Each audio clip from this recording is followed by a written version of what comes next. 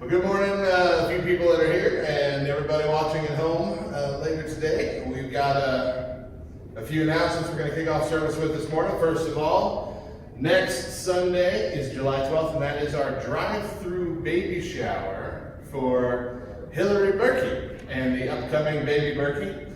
The drive-through baby shower will work this way: between 2 and 4 p.m. You simply drive up in the parking lot to the front door of Highland, drop off your gift that you have for them, grab a cupcake, say hello to Hillary, and then just be on your way. So you're not committing to an entire party.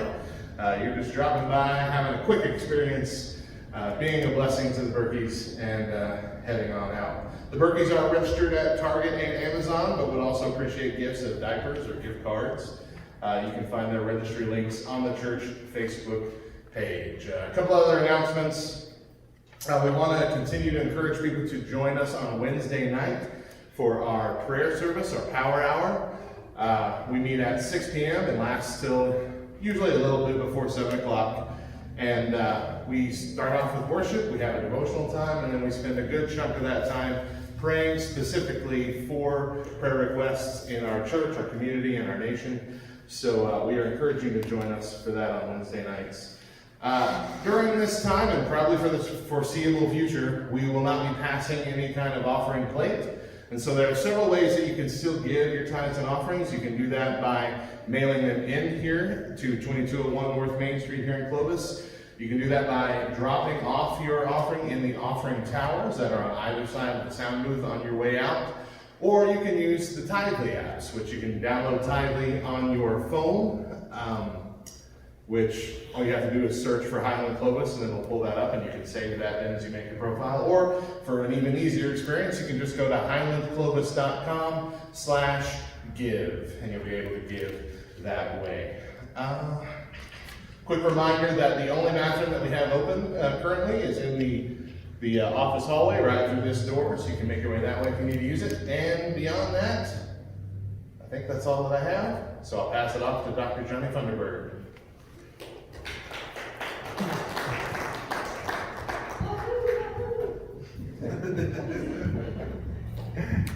Well, Matt, did I ever tell you about my first experience on Tithely? No. Is your mic on?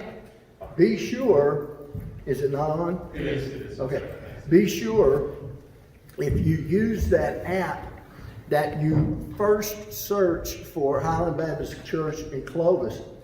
I didn't do that the first time, and I sent my tithe to a Methodist church, who knows where. So, yeah, I did that. They got a love offering. They got my love offering. They sure did. So be sure and do that you send it to the correct church.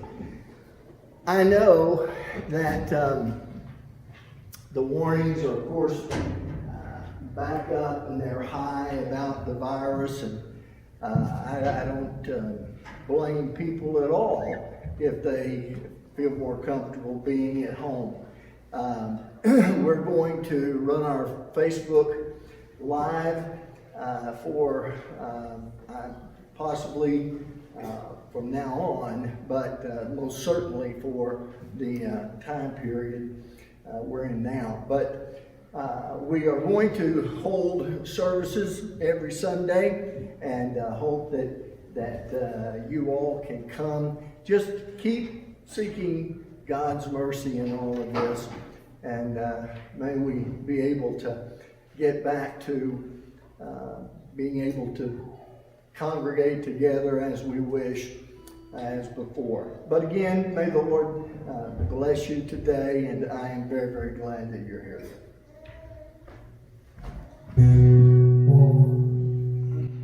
I guess that's my turn. You guys will stand with me.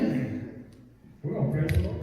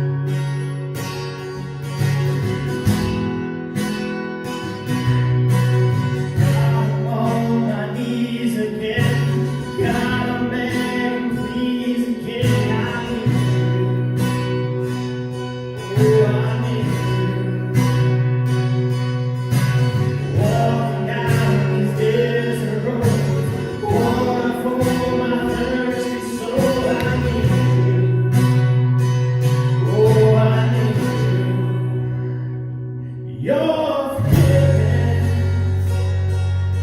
My sweet, sweet honey on my lips. It's like the sound of a symphony in my ears. It's like holy water on my lips.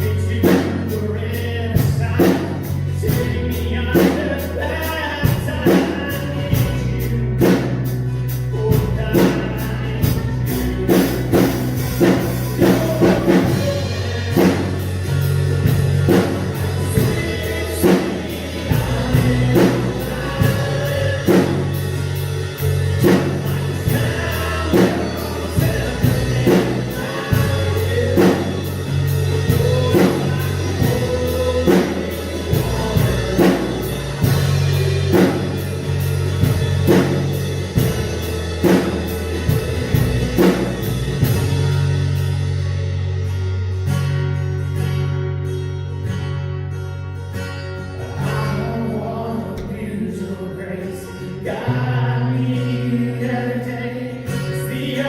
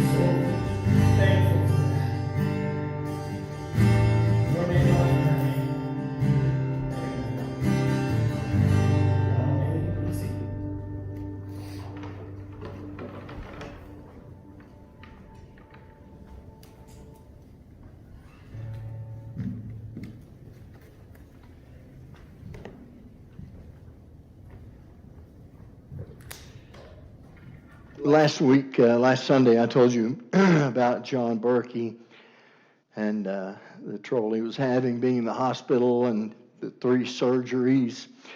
He is home. He's doing better. He's going to have to be on month-long IV antibiotics and so forth, but he is doing better, and I'm very grateful for that. Tony Lucadello is often touted as one of the world's greatest baseball scouts. In fact, in his career, he sent 52 young men to Major League Baseball. 2 of them became Hall of Famers. His ratio of the number of kids he signed, total number of kids he signed to contract, against those 52 that he sent to the major leagues, is the best ratio ever in Major League Baseball. So what was it about this guy they called the prophet of the sandlot that made him so good? What was it that he knew that others didn't? According to Mark Weingarten, in a book that he wrote about Lucadello, he claimed that Lucadello himself believed that there were 4 kinds of scouts. Again, scouts defined as those who would go out and evaluate talent. And Weingarten said in his book that these 4 types of scouts Lucadello believed existed. First of all were the poor scouts. He said they were 5%. He called the second group the picker scouts. They too were 5%. He called the third group the performance scouts. They were 85%. And then the last group he called the projector scouts, and they were another 5%. Poor scouts, he said, were poor because they were lazy and never planned. Picker scouts were those who would watch and evaluate a talent, and all they did was pick out their negative points. Performance scouts were by far the majority, were those who based their opinions solely on how players played against competition. But the projector scout tried to envision down the road. He looked for the potential in the talent instead of the current state of the player.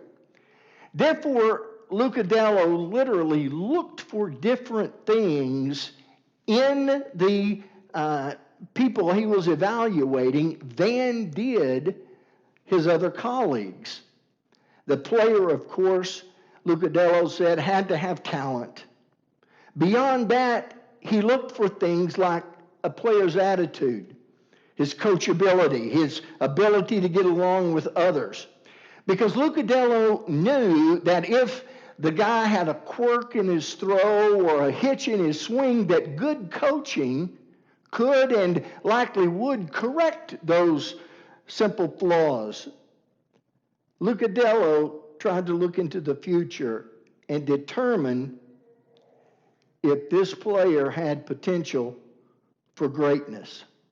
In other words, Tony Lucadello was a big picture guy. He knew the qualities necessary to make it all the way. And when he found those qualities, he would sign that player, telling that player, you've got what it takes to go all the way. Now, I share this with you because Lucadello's perspective on scouting helps us, I think, to understand our passage. Romans 8, verses 29 through 30.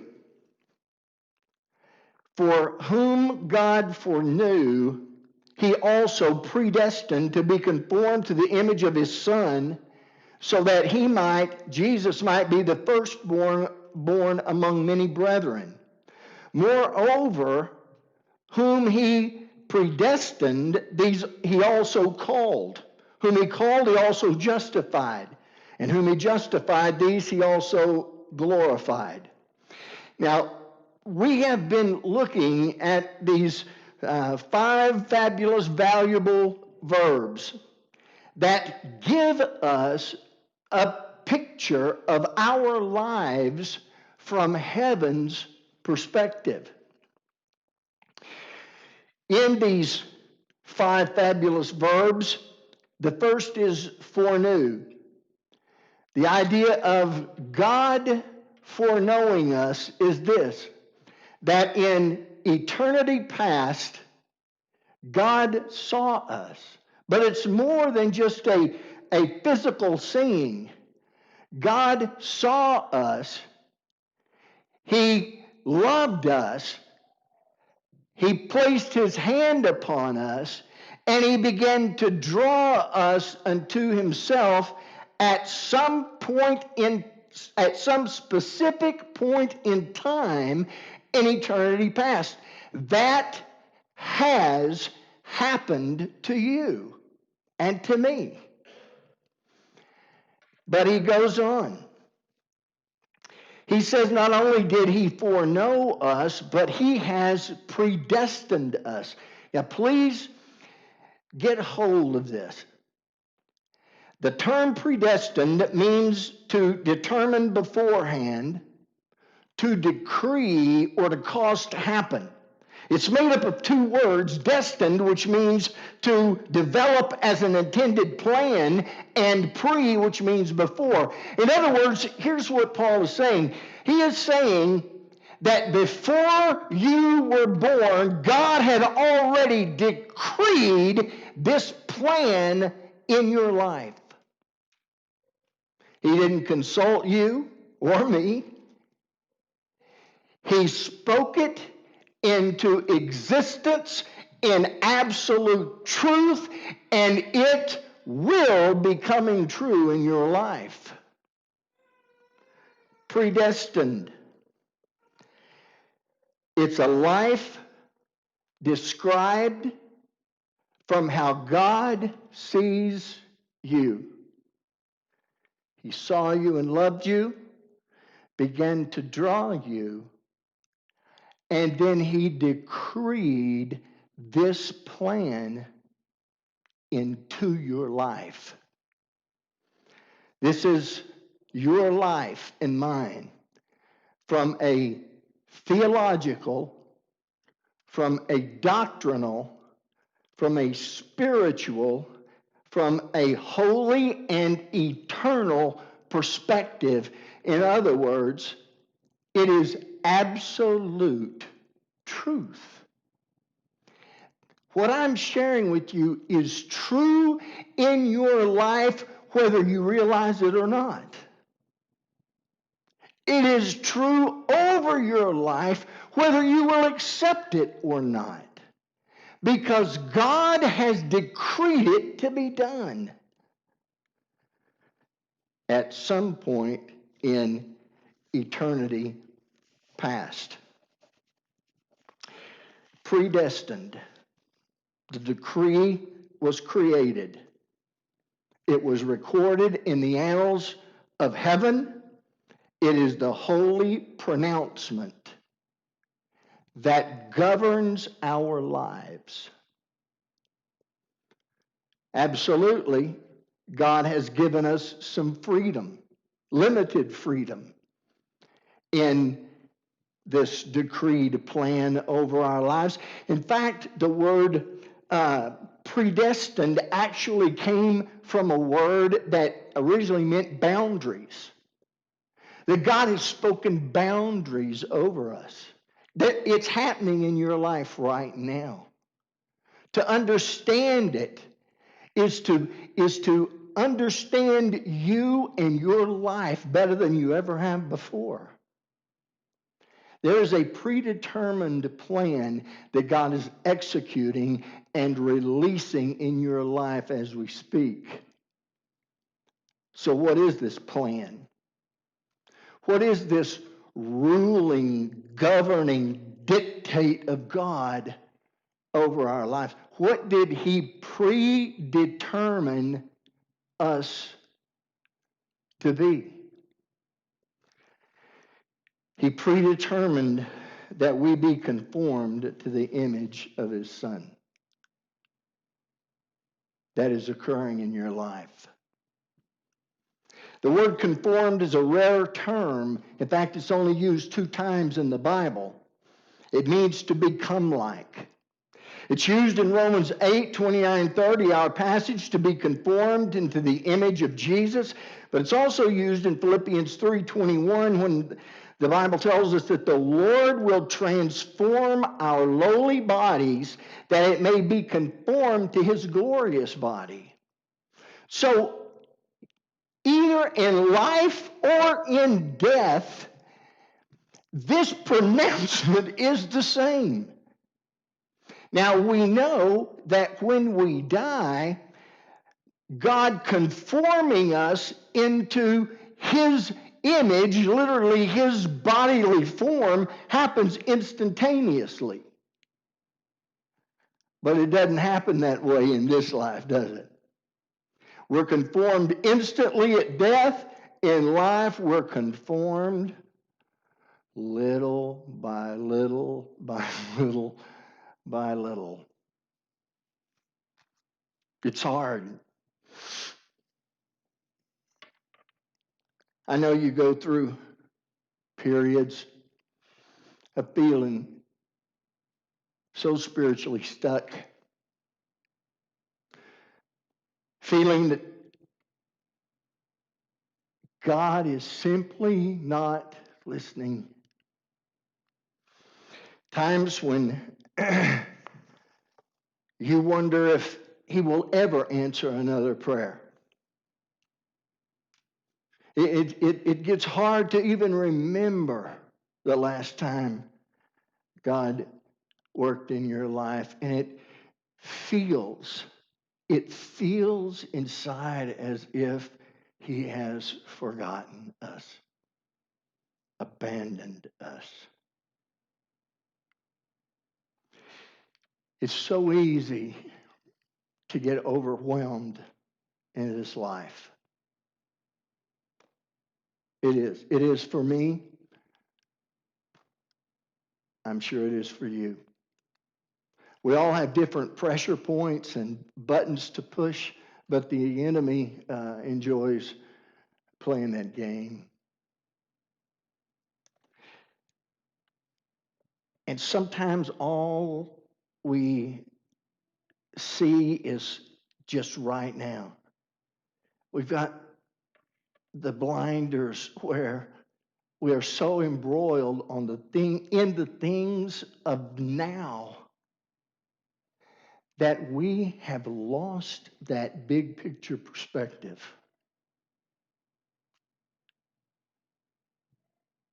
I promise you, God is at work in your life right now. And he is at work in your life, in your circumstances, in your relationships. He is at work in every area of your life right now.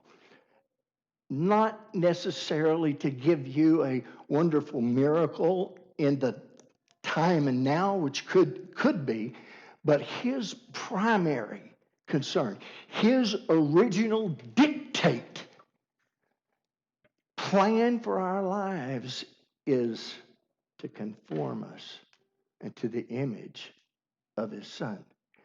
Day by day, moment by moment, circumstance by circumstance, God is infinitely at work in your life.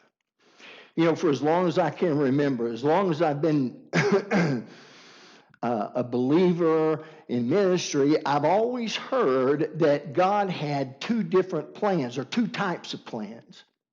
That there was, first of all, the perfect will of God, and that is his plan for our life and our measuring step by step, walking with him. No sin, no mess ups, perfect will of God.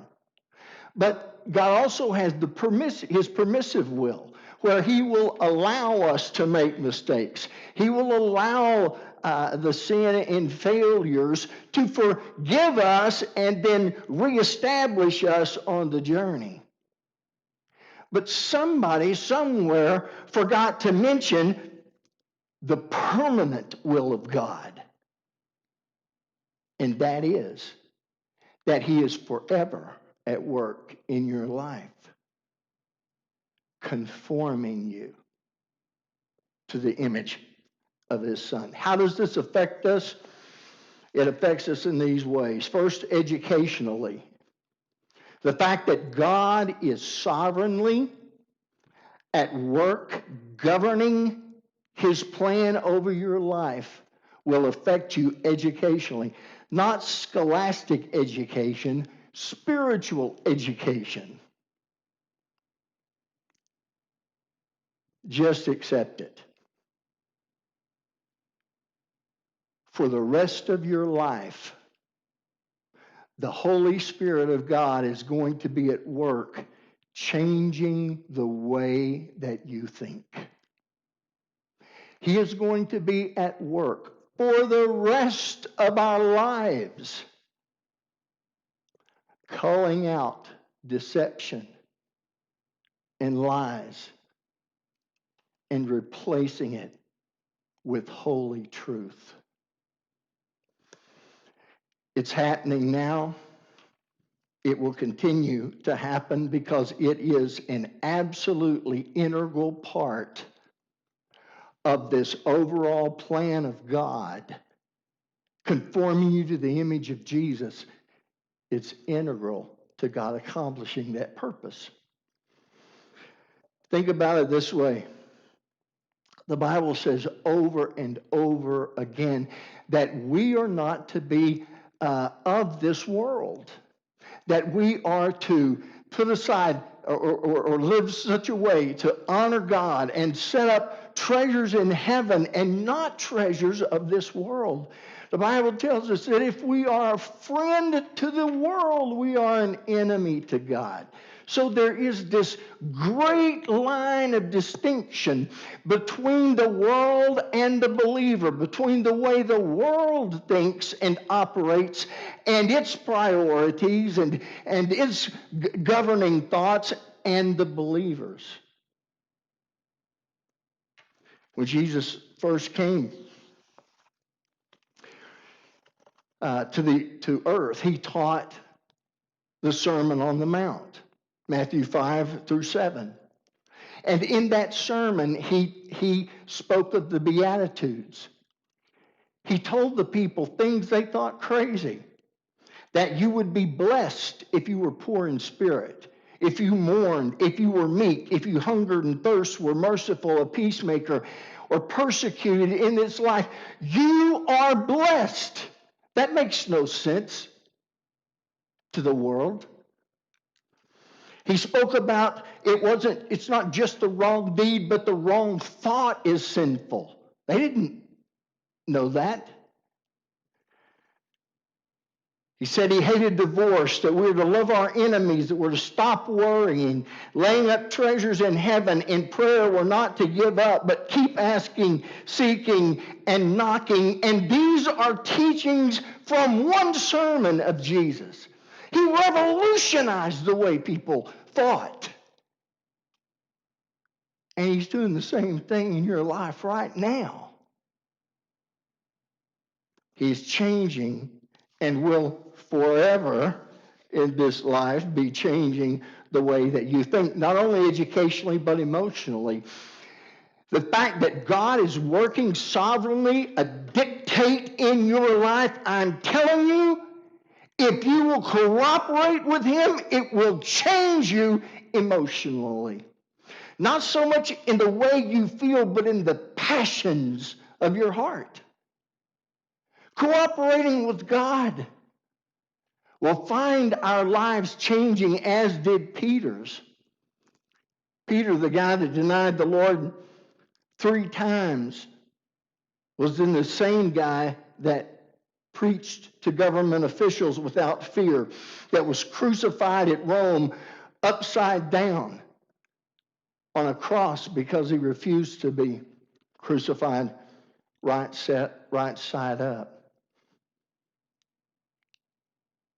And those changes, that filling of God's Spirit that turned the Apostle Peter, like the Apostle Paul and the others, that same power of God is at work in your life. That is what God is wanting to do.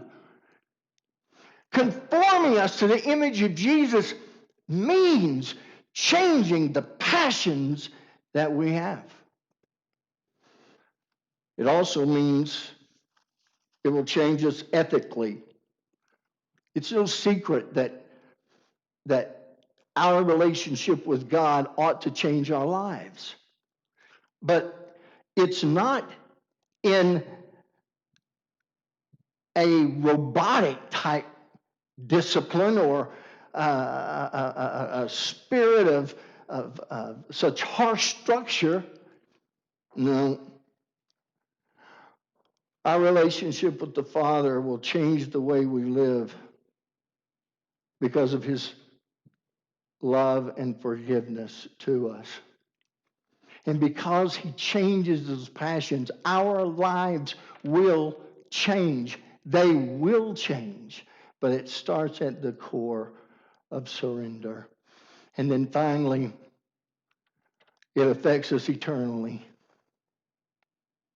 The power, dictate, authority, spoken word at some point in time in eternity past, but a specific moment when God spoke over you the dictate that he would be drawing you, calling you, and conforming you all of your life. Even into the kingdom. The more we cooperate with God, the more joy, less sorrow, the more victory, less failure, the more love, less selfishness.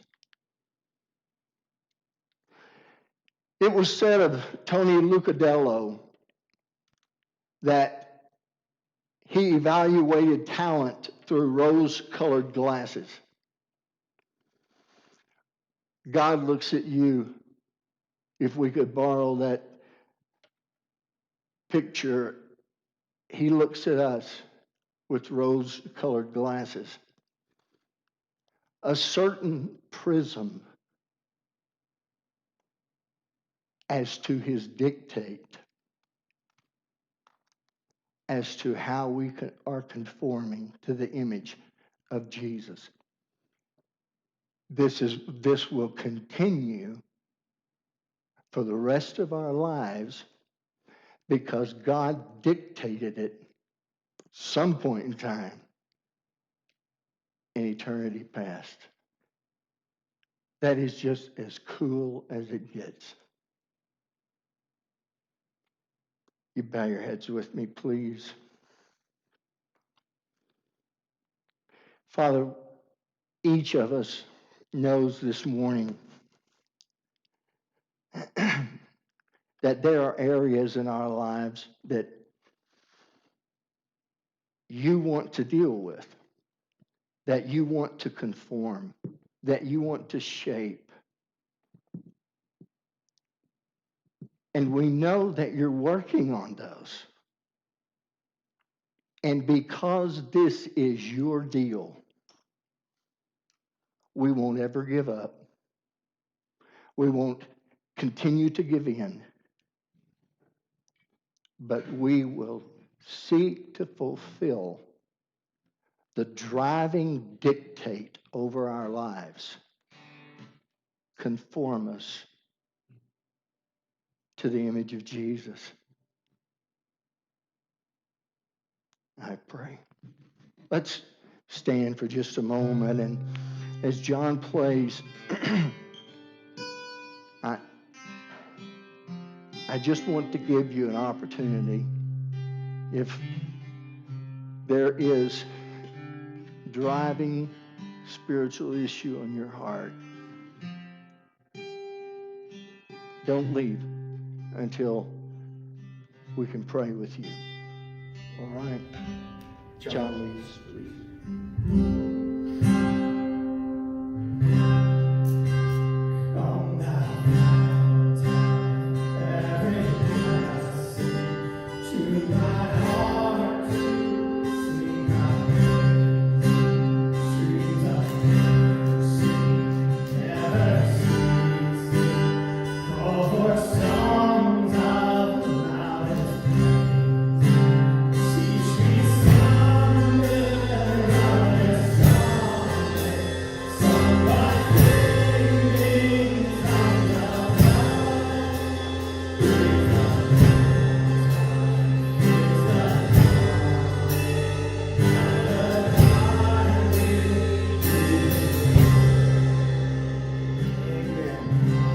Well, we've been few in number today, but I hope that you are glad you came, and I hope that you've been blessed.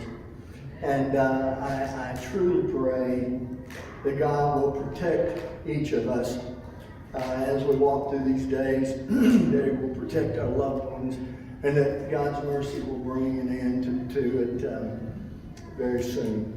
The Lord bless you. If we can minister to you or help you in any way, you know that we will do that.